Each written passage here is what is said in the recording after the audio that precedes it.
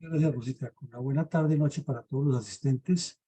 Hoy entramos a la cuarta sesión sobre las ideas generales para defender la Constitución Nacional actual frente al evento de una probable o presumible Asamblea Constituyente que pretende realizar el señor Petro.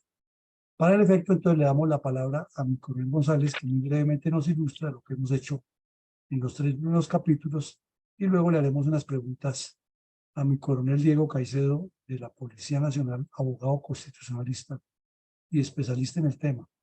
Adelante, mi coronel González. Gracias, mi coronel. Pues resumiendo los aspectos que se han tratado en los programas anteriores, en la forma más compacta posible, pues en uno de los programas se hizo un análisis de la matriz DOFA de las reservas con respecto a una reforma constitucional. Y algunas personas consideraban que por principio, que no debía haber una reforma, una nueva constitución, sin mucho hacerle algunos ajustes, pero que por las circunstancias actuales, políticas, sociales, en fin, y del gobierno actual, no era conveniente. Y en esas matriz, pues se hizo un análisis de las fortalezas, las debilidades, las oportunidades, etcétera. Además, se pidieron conceptos y algunos opinaron posteriormente en que pues, una nueva constitución debía estar basada especialmente en las libertades. Bueno, se hizo también una explicación sobre cómo primero definir la nación, la república, el país. Y basado en eso, pues se definirían muchas otras cosas, como están las libertades, como estaba diciendo, como por ejemplo, especialmente las libertades esenciales, como la libre empresa, el libre comercio, la libre economía, la libre profesión y oficio, la religión, la movilidad, la residencia, etcétera, etcétera. Pensamiento y expresión, libertad de expresión. Y que todo eso debía enseñarse y los reservistas deberíamos aprenderlos. Por tal razón, ya en programa posterior, entonces comenzamos a ver los artículos de la Constitución y analizarlos, entenderlos, especialmente comprender el lenguaje, que es un lenguaje pues muy especializado en la redacción de las leyes y la semántica de las palabras, para que comprendamos perfectamente la ideología de la Constitución actual. Entonces, con estas bases, vamos a iniciar el programa del día de hoy. Adelante, mi coronel. Bueno, mi coronel, muchas gracias. Entonces, mi coronel Caicedo, pues ya más o menos se forma la idea. Resulta que la semana pasada vimos ahí un par de artículos y estuvimos divagando un poco alrededor de ellos. Pero hoy usted, que es abogado constitucionalista, sí quisiéramos mirar sobre este artículo 3 que nos puntualice y nos ayude a concretar qué es lo que se entiende por soberanía, porque es un concepto que en apariencia todo el mundo lo domina, pero al mirar que de soberanía comienzan a meter un poco de cosas ya los leguleyos y le pueden salir del enfoque. Y cuando dice que reside exclusivamente en el pueblo, entonces se presta para que el señor Petro, que es muy hábil en eso, utilice su lenguaje. Si se atrevió a decir que él era el jefe del ente, del ministerio, perdón, de la fiscalía, pues fácilmente puede decirnos que la soberanía es esto o lo otro, y que como reside en el pueblo, él puede hacer lo que le dé la gana. Entonces usted como constitucionalista sí nos puede ayudar a entender a todos qué es soberanía. Mi coronel Caicedo, adelante. Mi coronel, buenas tardes y buenas tardes para los que me están escuchando. Yo antes de entrar a hablar sobre el artículo 3, quisiera hacer algunas precisiones que son bien interesantes y que quizás el común de la gente no entiende, y son dos situaciones muy particulares. Inclusive esta tarde hablando, escuché la palabra Constitución Nacional.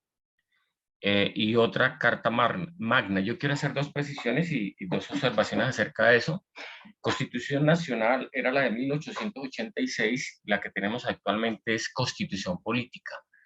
Por eso es un error de hablar de Constitución Nacional y debemos hablar de Constitución Política. Y es muy fácil.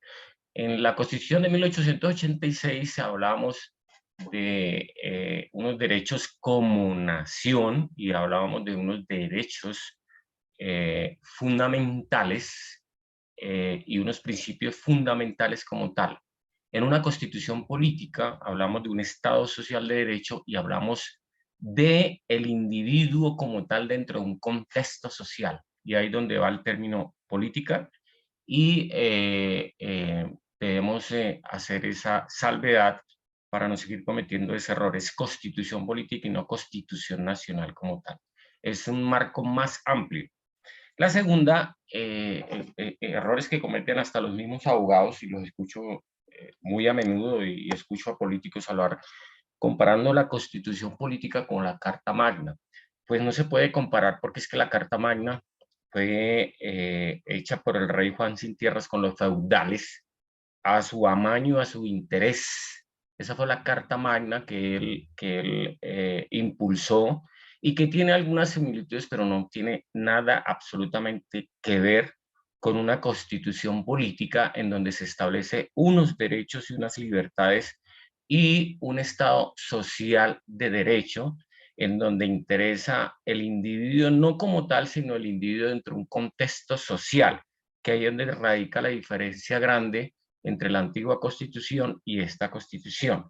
En la antigua solamente se miraban esos principios y el respeto por esos derechos fundamentales como tal, pero en una Constitución donde se habla de un Estado social de derecho, como ahora el artículo 1, se habla es de un individuo dentro de un contexto social. ¿Y qué significa eso? Que esa persona, aparte de respetarse unos derechos fundamentales, el Estado como tal debe responder y propender por su salud, que hoy en día ya es un derecho fundamental, por el trabajo, por el derecho a la recreación, el derecho al deporte, el respeto por las personas adultas, el respeto por los niños, el respeto por las minorías. Entonces ahí es donde radica esa gran diferencia. Discúlpeme que hice ese preámbulo un poco grande, pero pues es necesario, yo siempre hago esa corrección. Veo que están analizando y van en el artículo 3, que se habla de la soberanía popular, y pues el artículo en sí, de manera taxativa, dice: la soberanía reside exclusivamente en el pueblo, del cual emana el poder público. El pueblo lo ejerce en forma directa por medio de sus representantes, en los términos que la Constitución establece. Ahí yo les quiero comentar lo siguiente. Esta es la primera Constitución que es elaborada directamente por el pueblo. Las 16 constituciones anteriores, la que más se aproximó fue la de 1886, que fue hecha por los políticos, por los partidos liberal y el partido conservador, en una oportunidad que tuvieron de hacer las paces y hacer una constitución entre ellos como representantes del pueblo. Y la diferencia fundamental de este artículo 3 es que en la Constitución de 1991 se le dio la oportunidad al pueblo colombiano de que participara. Yo no sé si ustedes recuerdan el tema de la historia de la séptima papeleta, en donde hubo un problema tremendo, porque es que la misma Constitución de 1887 decía que no se podía reformar, sino simple y llanamente por el Congreso de la República, y no se mencionaba el pueblo por ningún lado. Ante esa situación, la Corte Suprema de Justicia en esa época, a través de la Sala Constitucional, dio tumbos y a lo último dijo: no, es que realmente haciendo un análisis internacional constitucional del constitucionalismo liberal, eso le corresponde es al pueblo. Y por tal motivo aceptó esa propuesta de la séptima papeleta para que se hiciera ese llamado al pueblo, que es realmente en donde radica. Pero de todas maneras existe, digamos, unos procedimientos, porque pues no estamos en el siglo de las luces, en el siglo XVIII, donde el pueblo era más que rural en el campo y era menos, digamos, de urbes y de ciudades. Hace mucho tiempo que dejamos la ruralidad para irnos a las urbes. Por lo tanto, se debe llevar o hacer ese ejercicio a través de unos representantes en una Asamblea Nacional Constituyente. Y por eso esa es otra diferencia que trae este artículo tercero, porque Colombia antes era una democracia representativa, y yo creo que ustedes analizaron el artículo primero y el artículo segundo, ahora es una democracia participativa, lo cual significa que no deja de ser representativa, pero ahora está el pueblo inmerso dentro de las decisiones de ese Estado que no lo tenía la Constitución de 1886. Digamos que eso es una gran diferencia. Y en ese orden de ideas, el pueblo es el que hace la Constitución política de Colombia.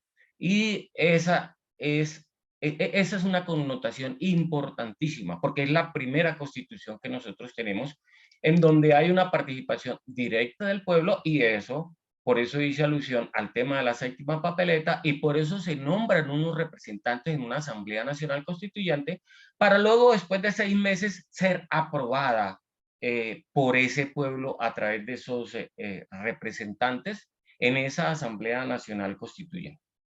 Lo más importante que establece la soberanía es que inmiscuye al pueblo en una actividad participativa, entre comillas, porque ustedes lo van a ver más adelante si están analizando la Constitución Política de Colombia. En el artículo 374 hacia adelante establece los sistemas de reforma a la Constitución, pero realmente todos a lo último pasan por el Congreso de la República como una democracia representativa, pero participativa en la medida en que el pueblo participa. Entonces, en ese orden de ideas, nosotros podemos hacer un símil con lo que ocurrió en el país, en la República de Chile, en donde se convocó a una Asamblea Nacional Constituyente, pero a lo último, la aprobación no fue positiva para esa constitución, sino fue negativa. Entonces, ahí es donde radica la soberanía de ese pueblo. Pero, pues, mi coronel hablaba del presidente actual que tenemos, el presidente Petro, que quería cambiarla, que la soberanía radica en el pueblo.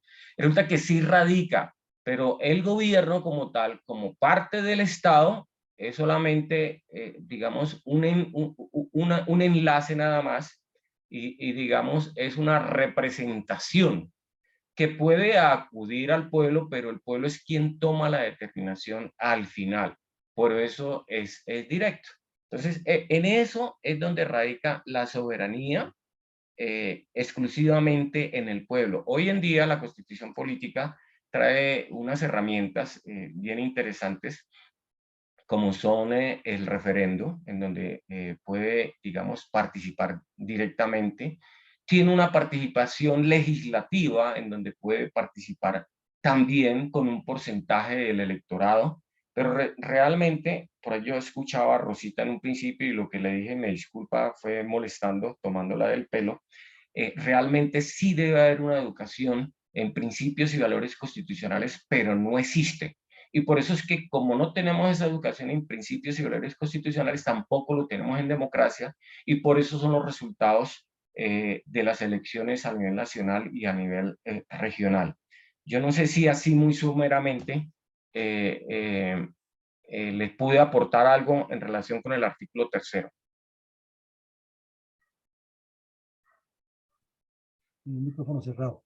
No, perfecto, mi coronel Caicedo, nos queda muy claro entendido qué es la soberanía y cuál es la relación del constituyente primario, que es el pueblo, con la decisión final que tome.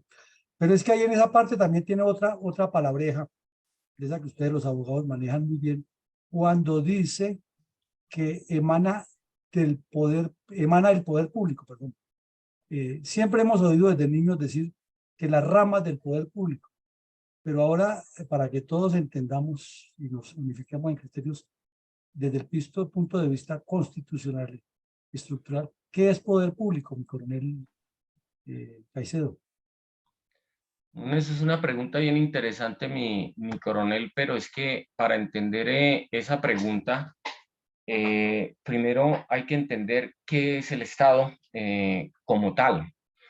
Y es una pregunta, pues cuando yo estaba desarrollando la actividad como docente universitario, siempre la hacía.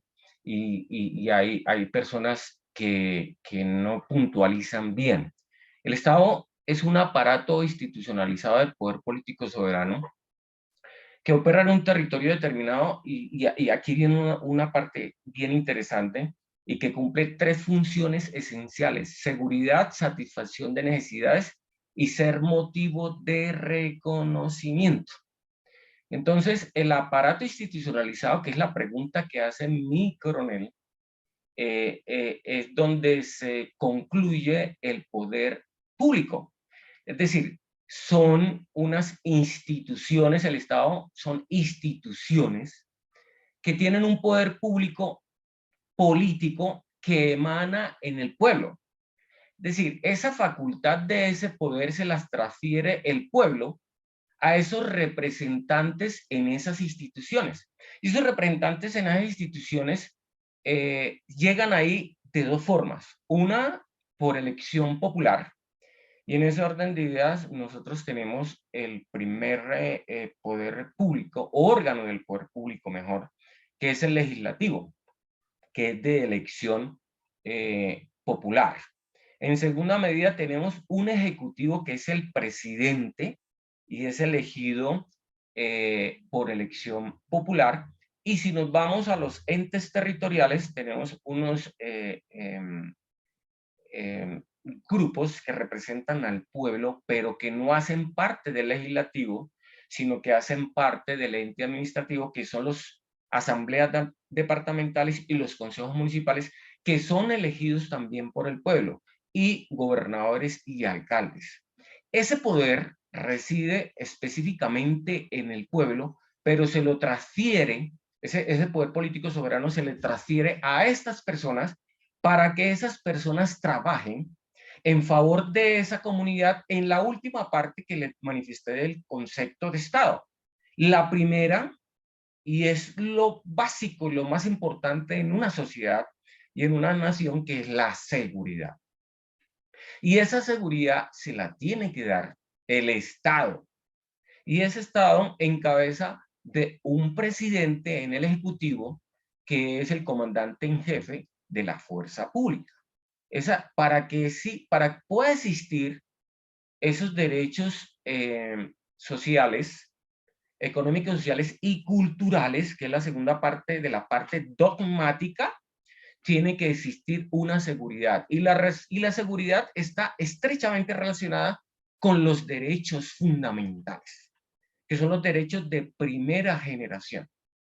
Y la segunda parte, que es la satisfacción de las necesidades, envuelve un contexto de unos derechos de segunda generación, que son los derechos económicos, sociales y culturales, y los derechos ambientales, que fue con lo que yo inicié, que es el individuo dentro de un contexto social. Y como segundo, que dice ese contexto general, es que sea motivo de reconocimiento, es decir, que las demás naciones y estados lo reconozcan. Entonces, ahí es donde reside ese poder, esos poderes públicos están en cabeza de unos representantes, los cuales son elegidos popularmente o son elegidos también, vamos al caso de la rama judicial, entre esas mismas instituciones, o los organismos de control que son elegidos por el Congreso de ternas enviadas, diferentes por los mismos o por el Ejecutivo Nacional, pero ese poder es simple y llanamente prestado. Ese poder es del pueblo.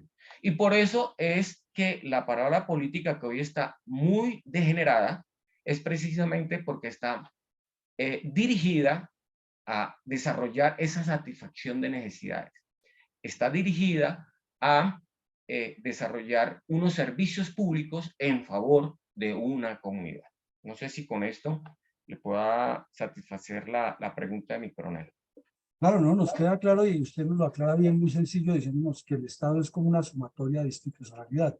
Entonces aquí, como estamos en este tema de que si se hace una reforma constitucional, un cambio de constitución, el señor Petro lo que quiere es multiplicar más todavía el apetito voraz estatista y estatizar todo. Me queda una pregunta que seguramente le surgió o le ha surgido a quienes están en la sala.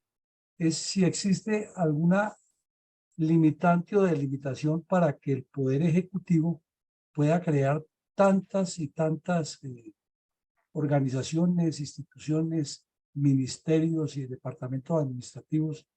Porque, por ejemplo, a Duque le cuestionaron que tenía una señora con un cargo que no existía y que se lo inventó, que era el de jefe de gabinete y algo así.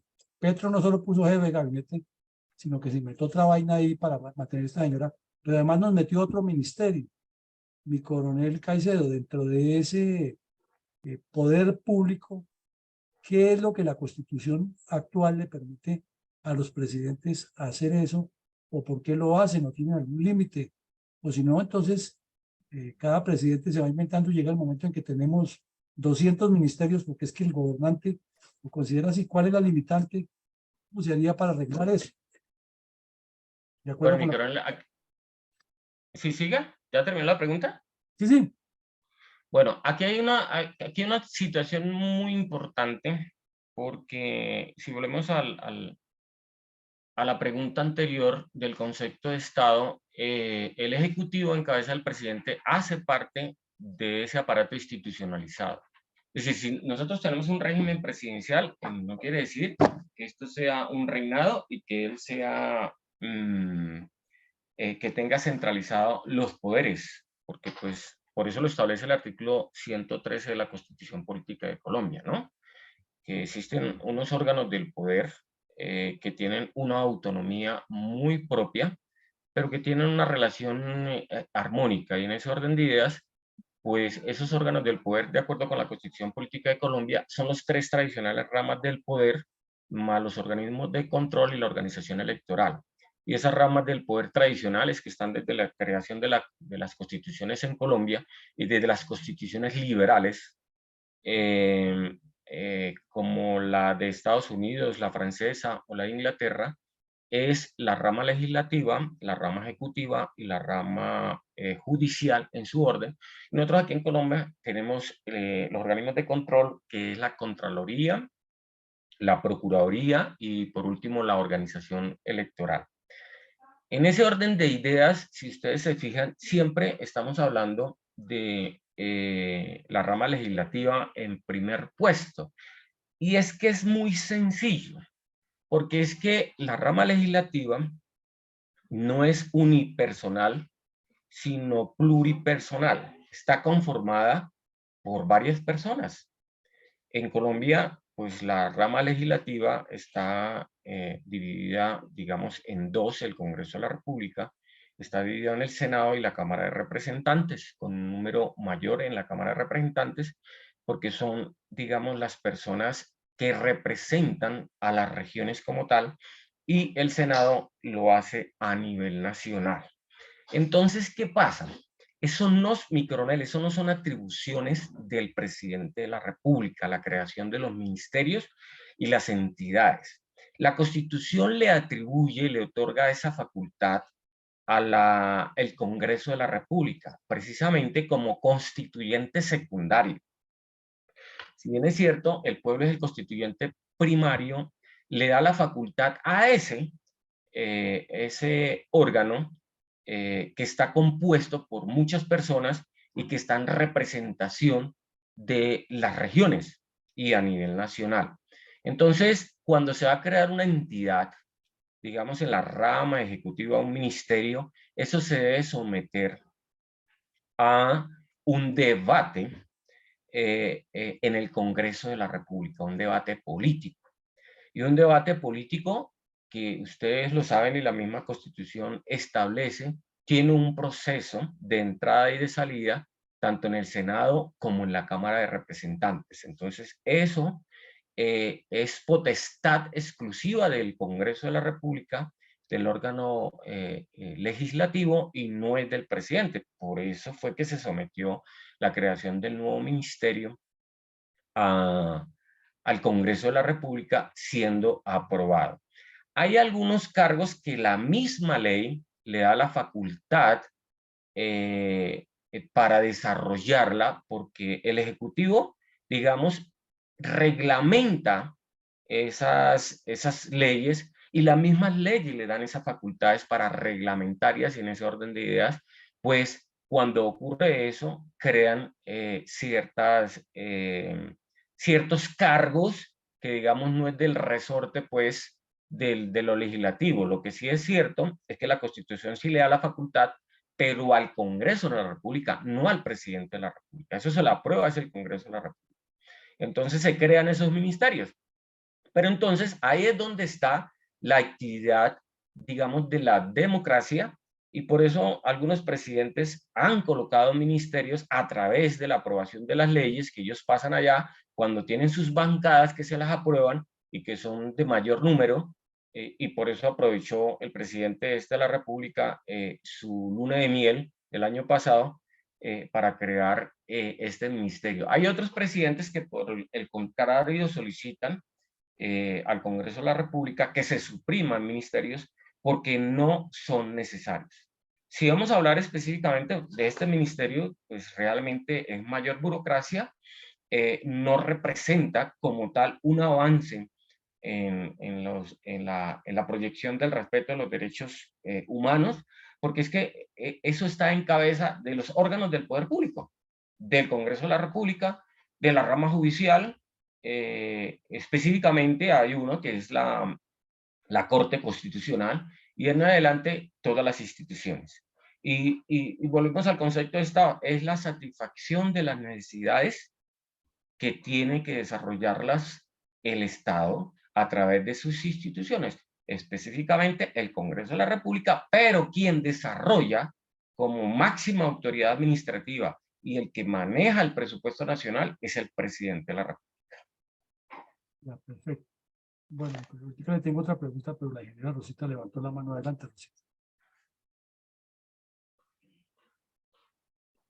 Gracias, mi coronel.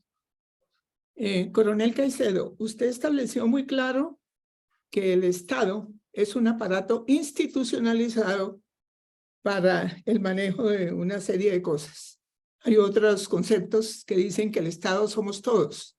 Y muy especialmente, este artículo 3º habla de que la soberanía de la cual emana el poder público, pues lo ejerce el pueblo en general, la sociedad en general, en forma directa o por intermedio de los representantes, porque teóricamente estamos funcionando en una democracia representativa, aun cuando la Constitución política, según usted, que para mí es un contrato de la sociedad en general, un contrato que suscribió la sociedad en general, pues es muy clara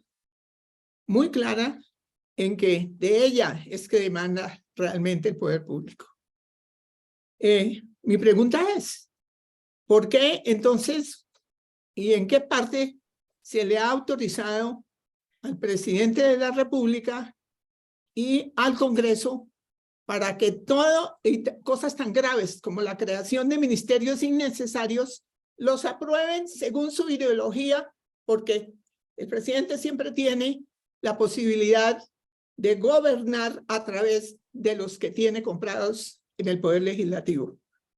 Entonces, pienso que es momento en que esta Constitución o contrato social de 1991, que dio las posibilidades de referendo, de democracia participativa, nos permitieran decidir qué se puede y qué no se puede hacer a través de ese referendo. Si utilizan las elecciones y el voto para una serie de cosas internas de partidos, creo que es momento de que los que constituimos realmente el pueblo, la sociedad, los que firmamos el contrato social que usted llama Constitución Política, se nos permita decidir qué es lo que queremos realmente respecto de este contrato social.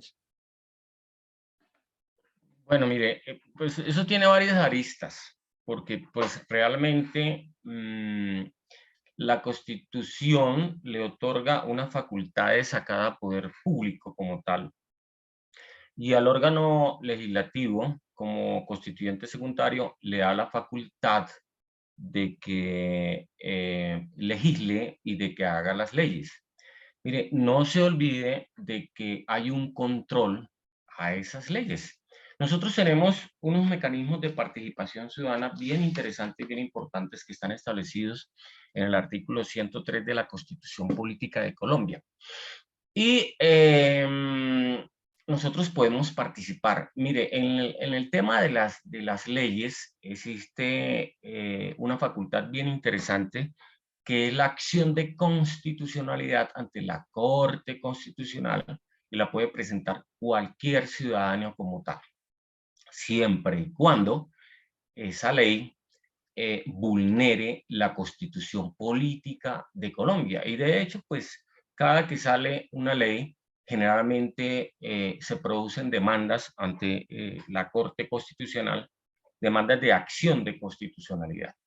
La Corte Constitucional hace la revisión como tal y establece si vulnera o no vulnera, digamos, la Constitución Política de Colombia. Digamos que en el caso particular de esta ley que aprueba la creación de ese nuevo ministerio, digamos que en términos generales no vulnera la Constitución Política de Colombia, pero lo que sí causa es traumatismos en materia económica, en materia presupuestal, digamos, mucha burocracia como tal. Pero sí, realmente nosotros tenemos esa facultad como mecanismo de participación ciudadana en un Estado democrático participativo, como lo establece la Constitución Política de Colombia. Bueno, Muchas gracias. perdón, diga. Y muchas gracias, coronel Caicedo.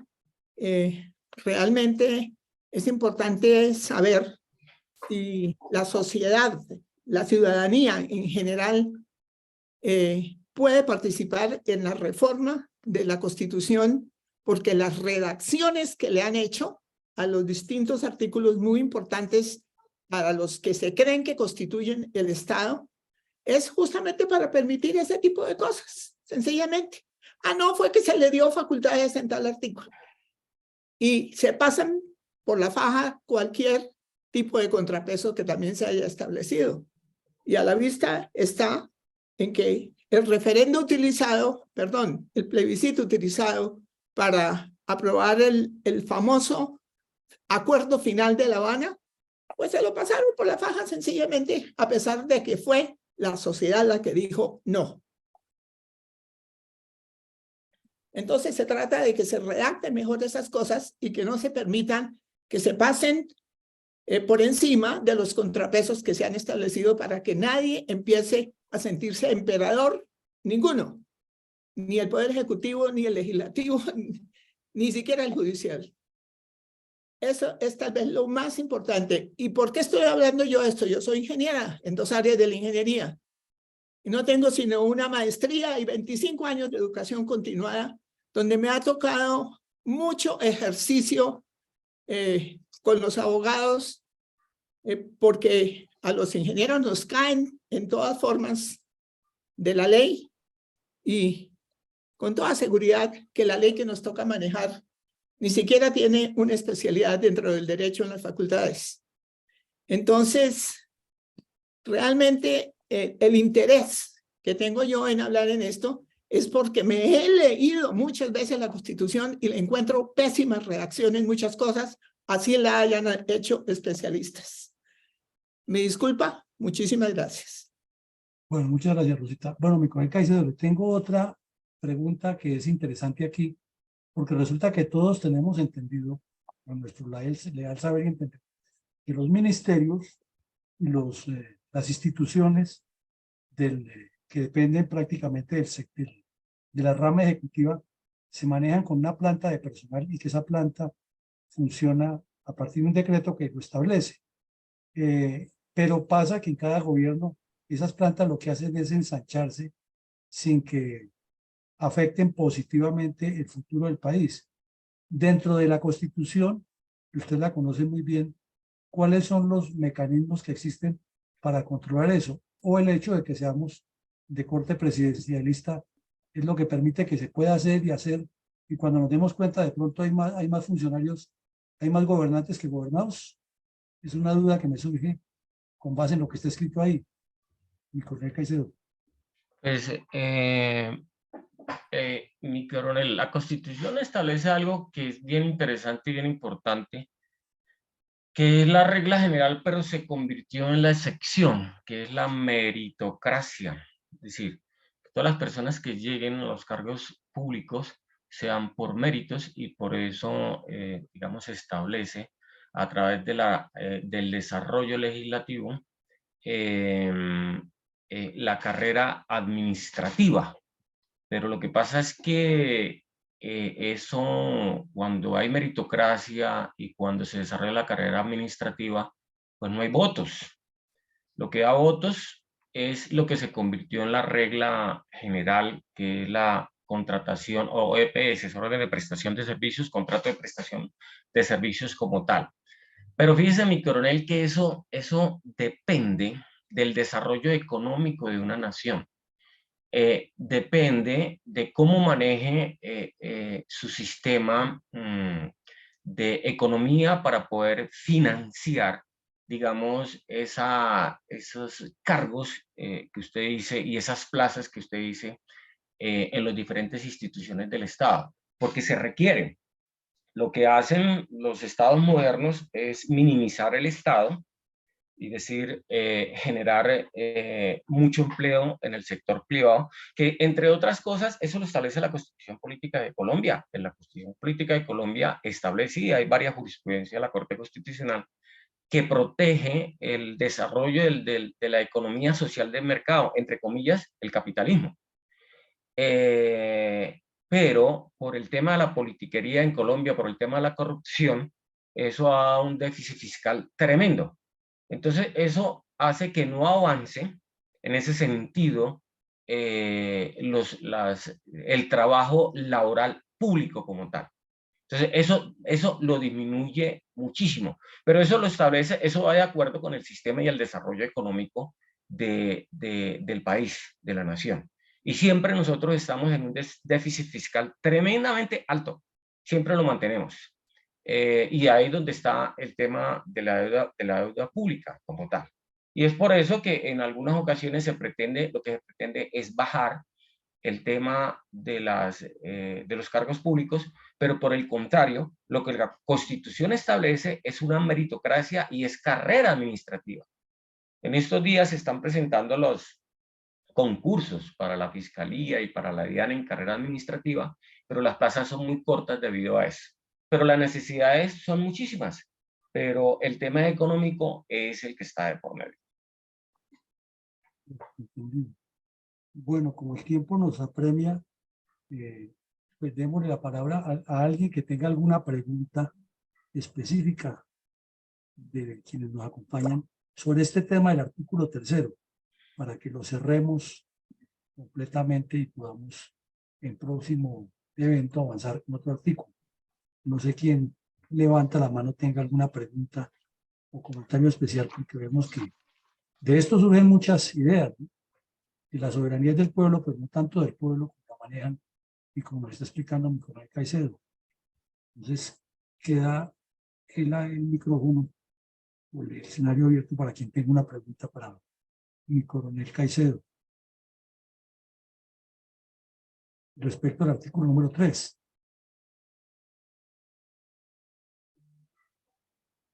Bueno, parece que no hay preguntas. Entonces miremos, mi coronel Caicedo, el artículo 5º, que nos dice que el Estado reconoce sin discriminación alguna la primacía de los derechos inalienables de la persona y ampara a la familia como una institución básica. A grandes rasgos, cualquiera identifica que eso es así.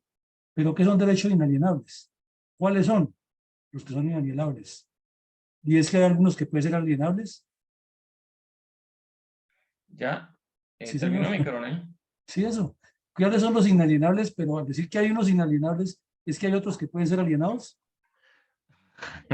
Pues es muy buena su pregunta, mi coronel. Mire, lo que pasa es que a través de los años, el tema de los derechos de las personas, o es decir, como se conocen hoy en día los derechos humanos, han venido desarrollándose de acuerdo con el contexto social y de acuerdo con las necesidades. Digamos que hay unos derechos que nacieron en primera instancia, que es lo que la Constitución Política establece del artículo 11 al artículo 40, que son los derechos fundamentales. Y digamos, le voy a colocar un ejemplo, el primero, el derecho a la vida como tal, que entre otras cosas en alguna conferencia aquí yo expliqué, pues que todos los derechos no son absolutos, ¿no? Los derechos siempre van a ser regulados por el mismo Estado para que pueda existir convivencia pacífica dentro de un contexto social.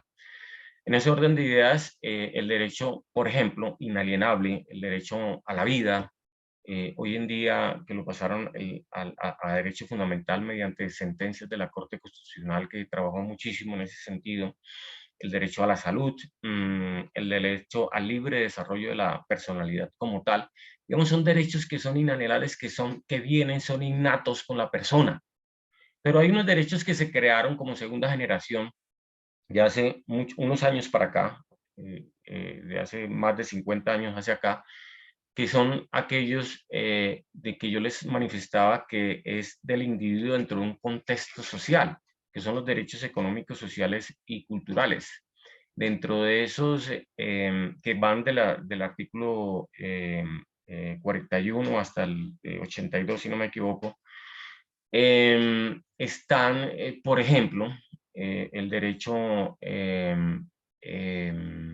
a la recreación, el derecho al deporte, el derecho a la familia como tal, porque aquí lo está diciendo el artículo 5º, el Estado reconoce sin discriminación alguna la primacía de los derechos inalienables de la persona y ampara a la familia como institución básica de la sociedad, es decir, desde un contexto social, esos derechos de ese individuo como tal y de esa familia hacen parte de esos derechos inalienables. En los derechos económicos, sociales y culturales, esos de segunda generación, el Estado tiene que promocionar y establecer al máximo estos derechos, el derecho a una vivienda digna, el derecho a la recreación, el derecho, digamos, a la educación, que entre otras cosas lo están pasando. Hay un proyecto de ley que miré del gobierno para presentar al Congreso de pasarlo como derecho fundamental, pero tienen que demostrar muy bien que pueda pertenecer a los derechos inalienables como tal, que son los de primera generación. Dentro del otro contexto como tal, el gobierno, perdón, el Estado, no solamente el gobierno, el Estado hace todo lo posible para que se le garantice, mientras que esos derechos inalienables como tal son derechos que nacen con la persona. Y el Estado tiene que responderle. Lo que pasa es que hoy el tema, por eso decían el concepto de Estado, la primera función del Estado es garantizar la seguridad. Y en garantizar la seguridad están el respeto por los derechos inalienables. Pero eso no se da en Colombia, pues cuando matan todos los días en las esquinas, en las zonas rurales, en los enfrentamientos como tal. Entonces, es a eso a lo que se refiere ese artículo 5º, en donde establece que nuestra Constitución, como es una Constitución donde establece un Estado social y democrático de derecho, hay unos derechos que tienen esa supremacía como tal, en el entendido de que el ser humano nace con ellos. Y en esos derechos son lo que le corresponde al Estado garantizarlos en su totalidad, como tal.